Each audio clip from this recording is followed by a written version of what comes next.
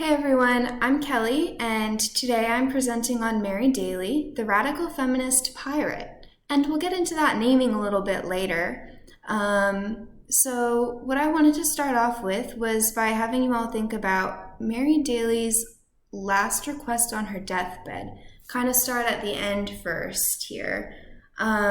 She asked for one thing, for small groups of women across the world to come together to tell stories in her memory.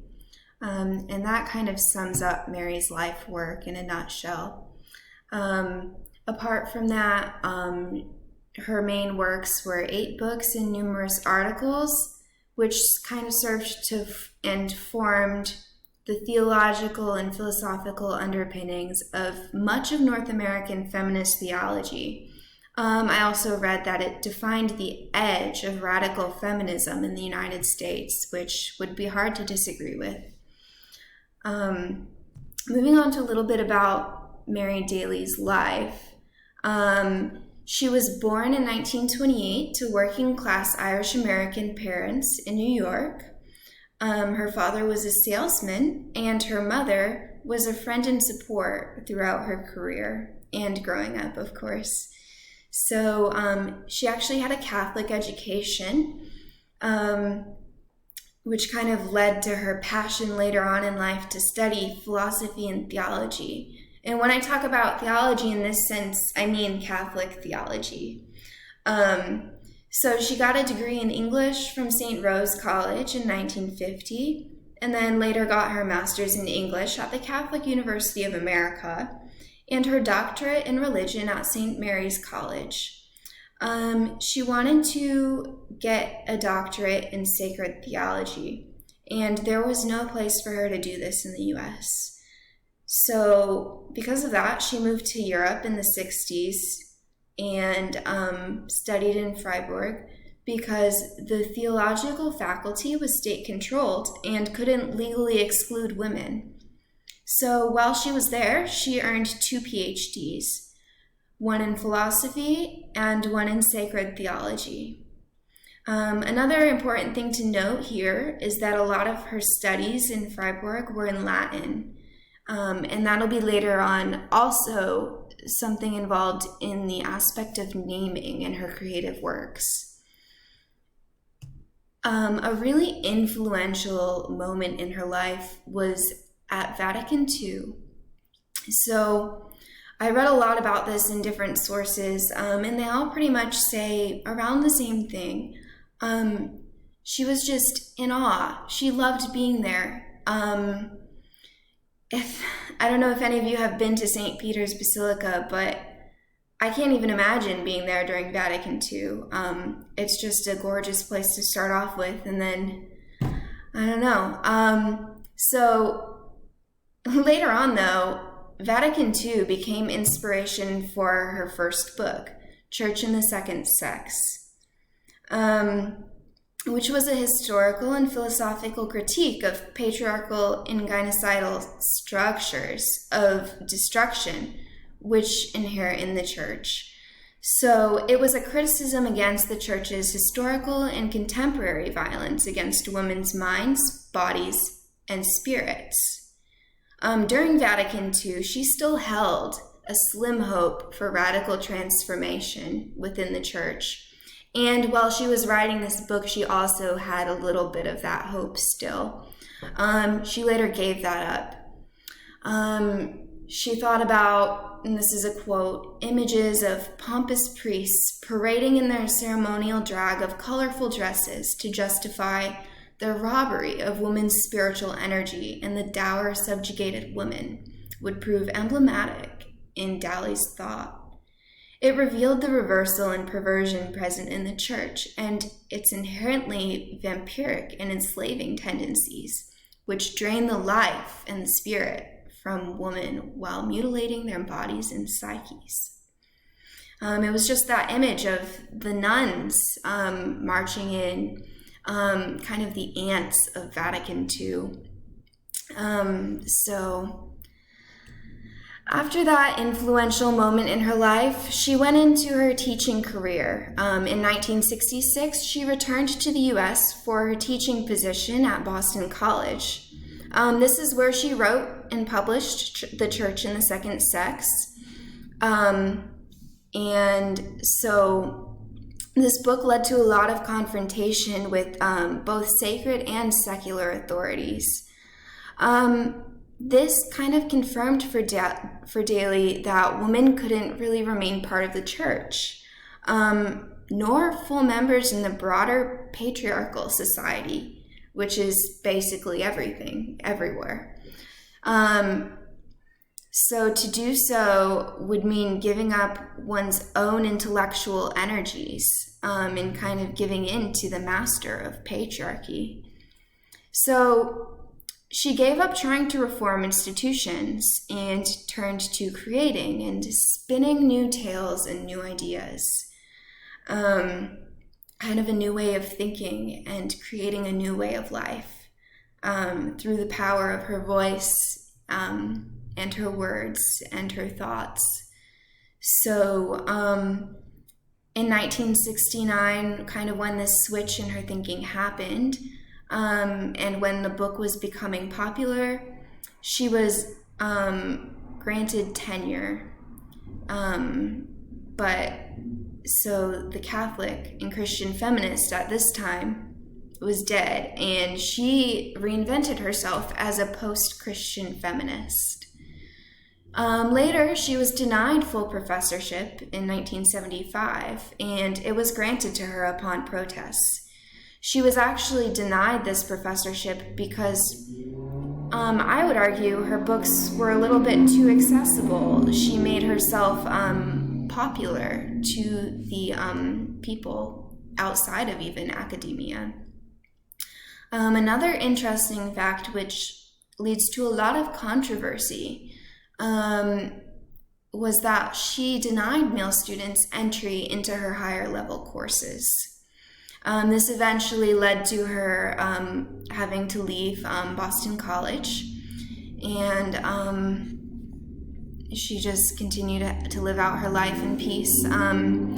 She still did a lot of public lectures, interviews, and she spent, up into her 70s, she would go and spend time in nature in the pond in her own backyard. She loved to go for swims back there. She was very connected to nature and felt it was very connected to the feminine, and it wasn't really a part of the patriarchal society, just that whole idea of creation. So one of her major theologies is the theology of being. So basically the word sin is derived from the Indo-European root es, meaning to be. So when she discovered this etymology, she understood that for a person trapped in the patriarchy, which is the religion of the entire planet to her, the meaning of like to be in the fullest sense is to sin. So one of the phrases she used a lot, and I heard it in one of her interviews, was to sin big, be alive, be joyful, be yourself. So to be alive in this patriarchal world is sinning, so make the most of it. So step on the toes of patriarchy. One quote from one of her most recent book, which came out in 2006, was, "All wild creatures and other realities participate in being, by which I mean ultimate, intimate reality, the constantly unfolding verb of verbs, which is intransitive, having no object that limits its dynamism. The shock of meeting being is simple and direct. It is absolutely surprising and joyous. It is self-transformative and changes everything." So another really important thing to Daly that I've mentioned thus far is the power of naming. And I'd like to believe a little of this came from her being an English major. I'm a little partial, as I was myself, but she just really believed that words radiated knowledge of an ancient age, and that words themselves are treasures trying to be freed. The whole idea of the radical feminist pirate is that she was proud to take back what's hers, what's ours, creativity and religion. I read that her use of word lore created it was off-putting to some readers, but to others it was a gateway. It just really allowed her to create a tale for people to live into. She really was specific. She capitalized certain words like woman and words itself, being. And she didn't capitalize others like Bush, Blair, Bin Laden, Church, Catholic. I thought it was really cool, her use of, her example of Bush and No Child Left Behind, and tying in Left Behind series to fundamentalism. She just really talks about the importance of what goes into a name. So her contextual response really to everything was to take the popular approach, which I said before. A lot of people in academia didn't really respect her for this, but it made her more effective in the long run, I believe. She was an active participant in controversies such as the environmental crisis, the anti-nuclear movement, racism, the emergence of transgender politics, and the lesbian and gay rights movement. She focused on humanity and intellect of women through her scholarly engagement with Simone de Beauvoir, and just even giving Simone the just interacting with her really was a step in the right direction for feminism. Another slide you guys can pause and look at. Don't really have enough time to really go into it, but just something to consider. Mary Daly and Martin Luther, both were political theologians which had similar style, structure, and content. So Mary really had a mixed legacy. Her stances on political and social issues are sometimes dated and offensive to contemporary readers, especially on issues like racism and transgender politics. And she also left something else behind, a troubling legacy for feminists. How do you find a place in the church, a patriarchal structure, one which Daly didn't even believe, she didn't believe it could be reconciled, it could be fixed. So she went on to create her new structures in a new world where women could exist. And I don't know, it just really makes you think. Yeah. So anyway, I know I want to do some more reading of Mary Daly, and I figured I would give you guys a little bit of recommendations from just, the research I've done.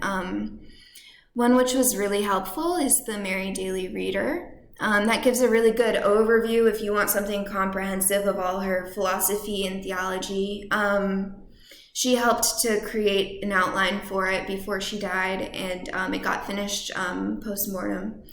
So another book which I saw back to the beginning in the stories, a lot of people have been influenced by her book Gynecology, so the meta-ethics of radical feminism.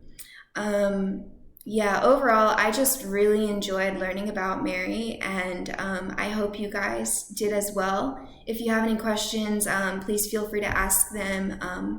I'm really looking forward to all the conversation.